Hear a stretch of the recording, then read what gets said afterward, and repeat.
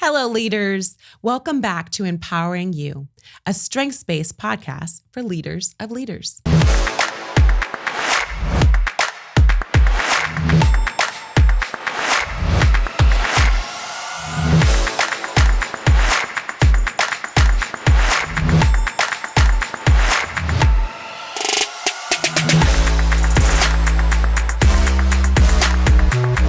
I'm your host, Dr. Shauna Sobers. And in this space, we explore leadership, resilience, and how to show up as your fullest self in work and in life. Today, we're continuing our series about how to use the resilience tree to self-regulate when you're in a trauma response. We're focusing on the flight response, and we'll be reviewing something I call the retreat check. Before we dive in, let me tell you about a time I almost ran from an opportunity I had worked hard to earn. It was a few years ago. I was invited to represent my team and present on one of our biggest accomplishments to the entire organization. On paper, it was exciting. It was an honor. It was recognition of work our team had invested significant time and energy into. But as the presentation date got closer, something interesting happened. My nervous system started sounding bells. I found myself wanting to shorten the presentation, to cut out details, to move through it quickly, to hand the microphone back as soon as possible. I told myself I was being humble. I told myself people didn't need all the details. I told myself I didn't want to take up too much time. But when I look back now, I realize that wasn't humility. It was avoidance. It was my flight response.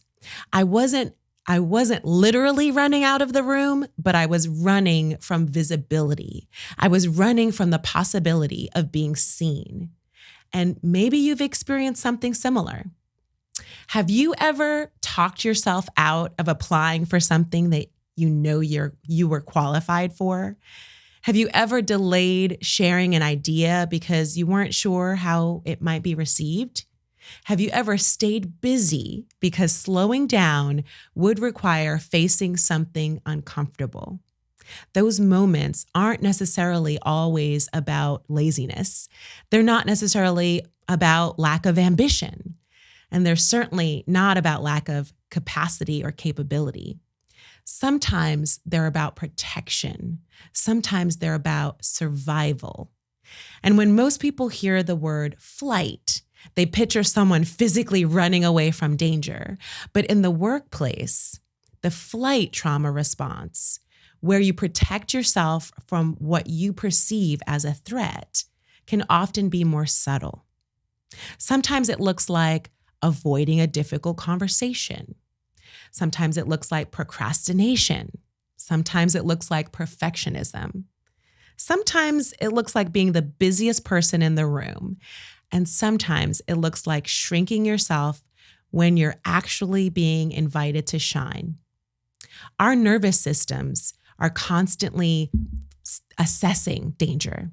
And when we've experienced environments where we're speaking up wasn't safe, where mistakes were punished, or where our identities were questioned and our bodies remember that. Particularly for women leaders of color, flight responses can be intensified by experiences of bias, of exclusion, microaggressions, and environments where visibility has historically come with risk. I can talk about this in terms of women leaders of color because of my research. That doesn't mean that that doesn't happen or doesn't exist for others. The challenge, though, no matter who's experiencing it, is that what may be protective in one environment or at one stage of our lives can also limit us or get in the way when we're in another stage. So let's talk about what flight could look like at work. One common sign is conflict avoidance. You know the conversation needs to happen, but you know clarity is needed, but you know somehow the meeting just keeps getting postponed. The email draft just is never being sent. the issue remains unresolved. And those are all signs of that flight response. Now, this one surprises people. We often celebrate busyness as commitment. Sometimes busyness is actually the escape. You're thinking, if I keep moving, then I don't have to feel. If I keep producing, then I don't have to question whether I'm enough. If my calendar is full, I don't have to sit with uncertainty. Flight can also show up as disengagement. You stop contributing your ideas. You might withdraw from relationships. You might decline opportunities. You can begin to play smaller than your capabilities. And perhaps one of the most common forms is perfectionism through delay. So you keep tweaking, you keep revising, you keep researching, you keep preparing, waiting until it's perfect, not because of laziness that might be perceived, not because you're unmotivated, but maybe because that perfection feels safer than vulnerability, than putting yourself out there for people to potentially criticize. Trust me, I've been there. This very episode was hard for me in terms of getting it to production, but I kept pushing because I knew that this topic needed to be discussed. Okay, so if you find yourself being triggered at work and going into that potentially that survival mode, like flight, what I am hoping to share with you today are some ways that the resilience tree model can help. So for my new listeners, welcome. The resilience tree is a strategic model that I've developed for leaders to be able to remind them of what could be helpful when they may be in a trauma-infused situation. It's reflective, relational, behavioral, and contextual resilience in an easy to remember package of a tree. There's 4 components. And so now we'll go through each of them. First one is roots. Roots reminds us that resilience begins with restoration. And this is why I chose the title of retreat check, because not all retreat is unhealthy. Sometimes retreat is exactly what our roots might need. We step away to rest. We might refuel. We might reflect. We might reconnect. The question is, though, am I moving towards restoration or am I moving away from discomfort? The second component is branches. These are the people who encourage you to stay engaged when fear is telling us maybe to withdraw. Who are the people in your lives who are reminding you that when self-doubt happens, that we shouldn't let it overcloud everything else? Who's encouraging you to step into that visibility instead of hiding from it or running away from it in this case? Who are the people who help you process those challenges so that you're not avoiding them? Next is fruit. So when flight might happen, flight often produces that activity instead of the impact. So we stay busy and we check boxes and we complete tasks, maybe. But are we focused on what matters most? So with fruit, the invitation is to reframe productivity. When are those boundaries needed to be established? What busyness can be released or delegated? What progress deserves to be celebrated, even if it feels small? Those are all of the attributes to fruit. And then finally, we get to environment. And sometimes the issue isn't just what's happening with us, but it's what is the environment itself contributing to the response that you might have. Does this space encourage your courage, or does it reward avoidance? Do people, others, not only yourself, feel psychologically safe to speak up, or mistakes treated like opportunities to learn, or are they evidence of failure? and then you get called out in front of everyone else. Those healthy environments matter for how you might respond. And that brings us to one of the most important concepts in today's conversation: trust. And Gallup identified trust as one of the 4 universal needs of followers. The others are hope and stability and compassion.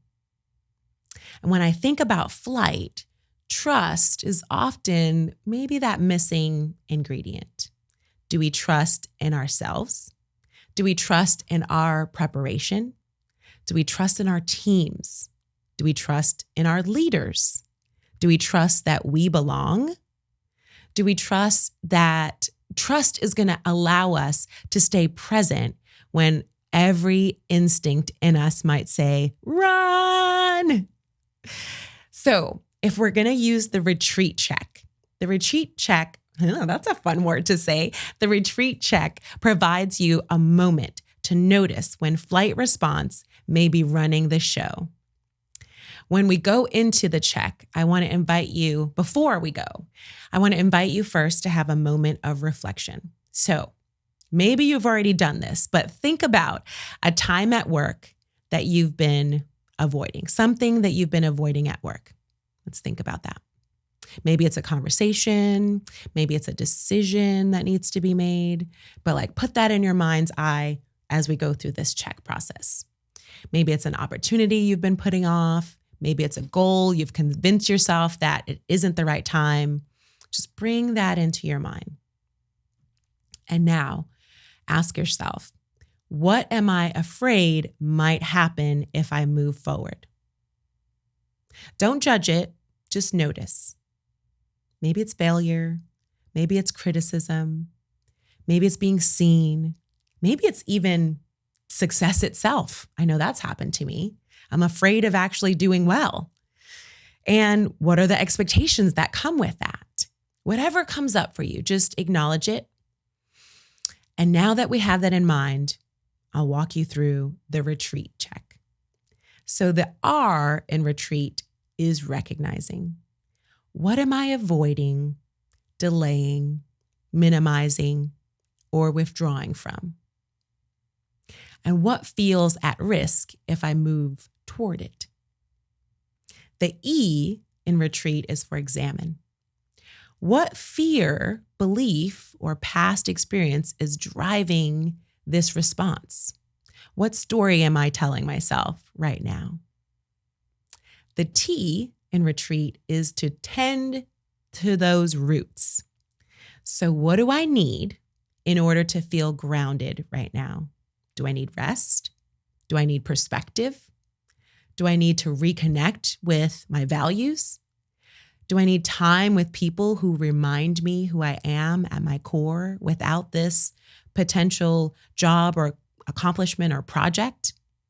Sometimes the most resilient thing you can do is to stop long enough to refuel. The next R in retreat is to reach for those branches, right? Who can support me in this situation? We've identified the need. Are there people who can provide that? Who can help me think through it instead of retreating from it? Who can encourage me to take that one small step forward? Resilience grows in connection. You do not have to do this alone. And I think about Brené Brown's work when I think about this, when she talks about empathy. If we put our thoughts and fears and vulnerabilities in a petri dish and close it up, it'll spread and expand and keep growing. But if we open it up and are vulnerable and share that thing that we might not want others to know, not with everyone or anyone, but with our specific trusted people, then the things in the petri dish will shrivel. So I just remember that for that section. The next E is for evaluating the environment. Is there fear coming up from the current moment, or is it connected to an old experience? remember talking about that in another episode. Is my environment supporting my psychological safety, or is it maybe a trigger that an old thing happened when this, what was said or what I was asked to do comes back again? And I'm thinking that is where I am. So I try to protect. So it's activating that old pattern that once before was protective, but maybe it's not anymore. So what might need to shift so that I can show up with more courage? The next is A in retreat. It's for aim for the fruit. What meaningful outcome can I actually hope for? Not the perfect outcome, not the guaranteed outcome, but the meaningful one. What would progress look like this week? What is that one small step that I can take toward it? What happened if all the things that I can think of that could go wrong don't happen?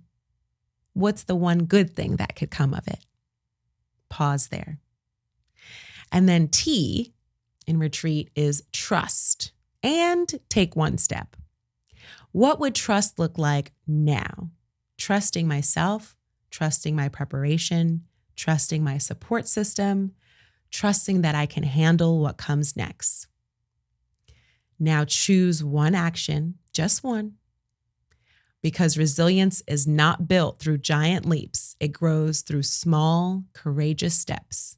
And that one step may be exactly what moves you from flight towards growth. Remember this, leaders. Retreat is not always avoidance. Sometimes retreat is restoration, and the wisdom is in knowing the difference. Thank you so much for listening to this episode of Empowering You, a strengths-based podcast for leaders of leaders. Remember, leadership isn't about perfection. It's about awareness, intention, and growth. Treat yourself with the same compassion you extend to others, and let your resilience tree guide you from survival to empowered leadership. If you enjoyed this episode, subscribe, share, and grab a copy of my Resilience Tree, a model for women leaders of color and those who support them, available at shaunaTsobers.com/books. Until next time, keep thriving and keep thriving and keep growing your resilience tree. Until next time, keep thriving and keep growing your resilience tree. Dun, dun, dun, dun.